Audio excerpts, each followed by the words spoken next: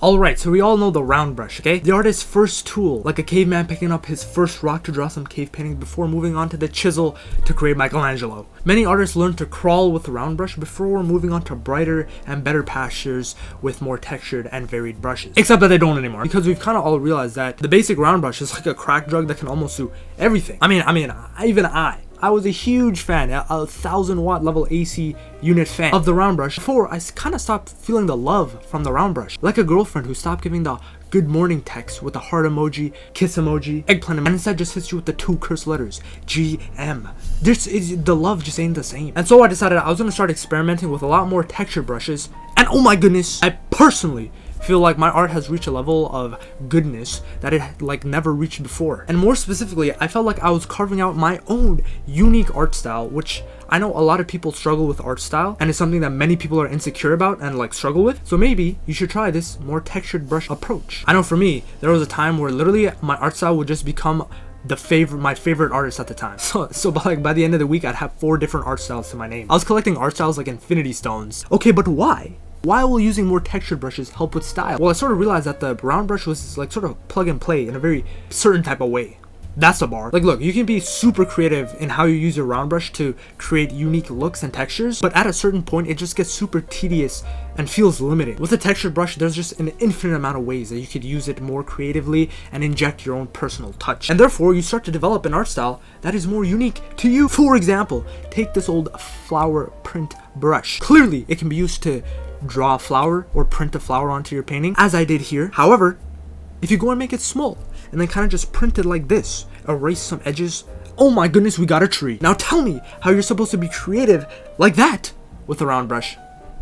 You can't. And don't get me wrong, get me right, like the round brush is an incredible tool that, you know, made my rendering incredible. I mean, when I was grinding, put in the hours, blood, sweat, and tears, and I really mean the blood one, because one time I was so frustrated with a drawing that I sort of spasmed out of artistic rage, and my hand hit a sharp edge of my keyboard, and yeah, I gashed my finger. Dude, hurting yourself when drawing is kind of embarrassing. Anyways, that's to say, when I was drawing a lot to improve, like really trying to improve my art, to get better at the craft, I only used a round brush, and it made my rendering techniques peak, climax even. But then I started getting a little too satisfied with the status quo. I really wasn't pushing myself, and I really wasn't thinking about how I could level up my art with a new textured approach, and I was sort of limiting myself to what was and not what could be. So let me just explain a couple of things to actually maximize learning time and avoid some of the kerfuffles I encountered when I first started this new rendering approach. First things first, we need to break down the 2 types of brushes.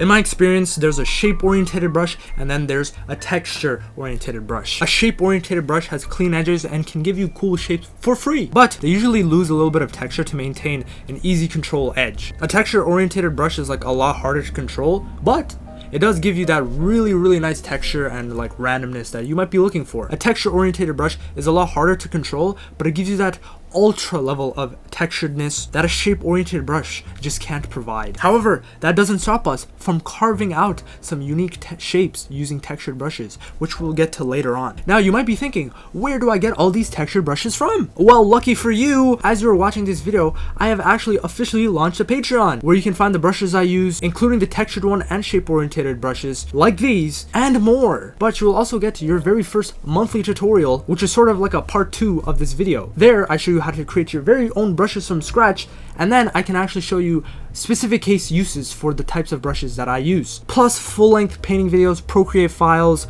and you even get 1 extra breakdown voiceover painting video every month. Basically, if you want to support me while learning about art, improvements, things and such, I really do appreciate everyone that stops by to check out my Patreon. Okay, now that you have gone over to Patreon and gotten some brushes, let's run over a couple tricks that you can do and kerfuffles to avoid.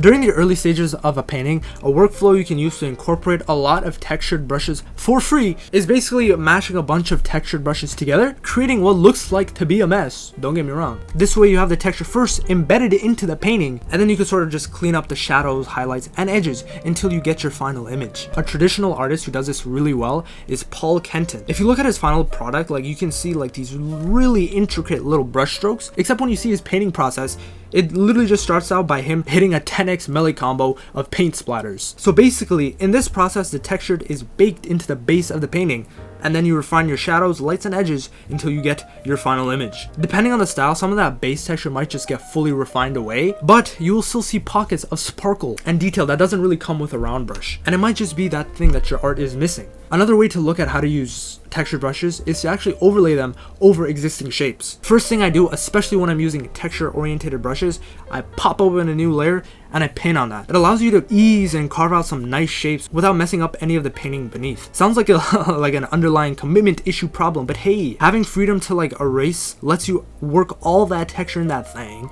without being scared. And this is a method I've been using a lot. Now for people beginning to transition into using texture like this, an easy mistake to do is focus on making the texture perfect because you're too used to painting with a round brush where you actually had to make the brush smaller to paint in every little single speck. But with the texture brush, you can actually get away with just a couple strokes. So for example, if you take a look at this photo, right, you have an insane amount of texture, but if you zoom in, you kind of start to forget about the crazy detail and you notice how to simplify it. What I'm seeing right now is like these sort of pebble like shapes. So when I look in my brushes, I think, hey, this brush has that pebbly feeling. And so when I layer it, plus a couple of color changes, we get a dense foliage. Super simple, super easy. It's gonna take some time to recognize how to simplify these shapes, but like I said, zoom in and it will really help you try and remove all the noise and kind of focus on the real pattern. And that's why I think it's really important to have a variety of shapes so that you aren't like sort of trying to create like, let's say, an ocean wave with a pebbly brush because all your brushes are the same. And guess what? If you need a specific shape for a brush, you can learn how to create that on your own with my very first Patreon tutorial.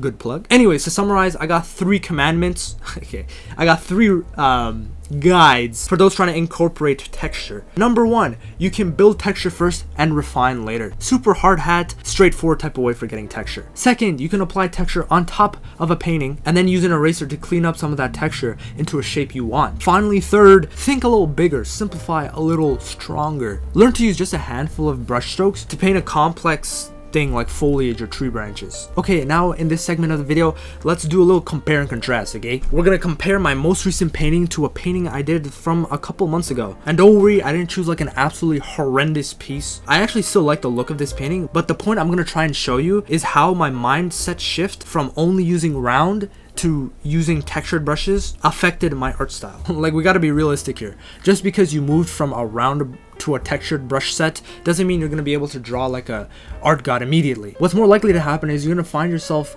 taking your art to that next level, a path forward for your own style, perchance. Point of contention number 1, you can see how flat the shirt is that she's wearing. Like the textures I'm using, if you can even call it that, are all just lines basically with no subtlety, just kind of in your face unclear bits and bobs. Whereas in this piece, the texture on the shirt actually shows you the feeling, the material of the shirt that he's wearing. And it's not like just a bunch of harsh weird lines. Like in the old painting, it kind of just looks like she's wearing a cloak and not a shirt. Next, we got the hair, and if you take a closer look, you can actually see I was trying to experiment with a couple of hair textures at the end, but they were so tragically done. Like, there's no clarity, no nothing. It's just like it's kind of vanishing, and you can just see how unclear and unfaithful I am to this hair strand. I'd like to apologize. In the main bulk of the hair, you can see like it's literally just a bunch of scattered lines, super plain. But here, oh my, I kind of killed it, not gonna lie. We got direction, we got light, we got all sorts of movement. G. If we look at the process a little bit, you can sort of see how I had this little bit of build up with this brush in my pack. Then I created some texture by erasing, added highlights to specific strands, just all around more detail and extra oomph. If you want to see even more specific scenarios of how I use my brushes to create texture, then guess what? It can also be found on this month's Patreon tutorial. Can you tell I launched a Patreon? Anyways, hair is an area where I really started to expand on the whole texture thing. It's just so fun for me now. Like, just look at this painting where the hair has so much life to it versus these two, which are lacking and dead and perished. And this one, oof. It's so unclear and rough. But anyways, hopefully you can see how much of a difference trying textured brush actually makes to your art style. If you're one of those artists who only use a round brush and you aren't really happy with the direction of your art progress, trying to use textured brushes might be the solution for you. Trust me, because that person struggling was me. I was them who only used a round brush. Just remember my texture tips and hopefully you have a smooth transition into the way of the texture. Unlike me, who fumbled around for a month and a half trying to make sense of texture brushes. But hey, you have this video to use as a reference and guide. And you also have my Patreon to check out. But not a joke, I really do appreciate those who decide to support me on there. It means the world. With that said, make sure to subscribe to my channel if you like the video. And I'll see you on the next one.